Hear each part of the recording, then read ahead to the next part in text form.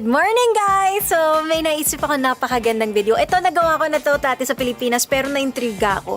Ano nga ba ang kinakain ng mga tao dito sa Amerika? Our video for today is ordering what the person in front of us orders. So, for 24 hours, lahat ng kakainin nila, kakainin din namin. Nagawa ko to dati sa Pilipinas at very kalma ang mga pagkain natin. Lahat nag-enjoy kami. 2 beses ko siyang ginawa at ang saya-saya. So, magiging masaya din ba ako sa mga order nila dito? Pupuntahan natin yung mga restaurants na never natin napuntahan before. Mostly yung mga American restaurants like yun na makikita mo lang talaga dito. Pero hindi namin alam kung ano yung magiging pagkain namin.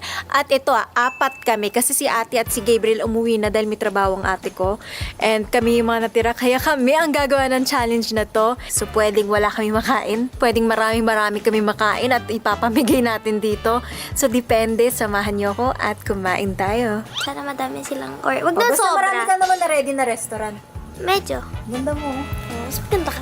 Iba yung hangin dito sa Amerika. What about me? Maganda ako? Hindi. Tara na, ikaw magdadrive. Oo Wala nga. kami taga-drive. Ayun siya marunong mag-drive. Pala mukha ko pagdadrive, hindi ka nahihiya, lalaki kang tao. Nanay mo pagdadrivein mo, dapat ipag-drive mong nanay mo. Gigil na to. Sure ako, marami kang makakain. Huwag ka na maging mainit yung ulo. Gutom yan, gutom. Paano kung maaari isa lang yung order? Hati-hati tayo. Ayoko nga, akin lang yun. Tayo mga hati. Uno sila. Kapag yung isa lang daw yung order, kanya lang daw. Hati naman tayo, konti lang. Kami mag-hati. Tamo ah! Bro, pag konti lang yung pagkain, atin lang dalawa. Sige. Kapala mo, nagbabalak sila na silang dalawa. Hindi ka kasali. Hindi kita bigyan ng pagkain. Hindi naman dadaan yung pagkain sa likod, di ba? Tama!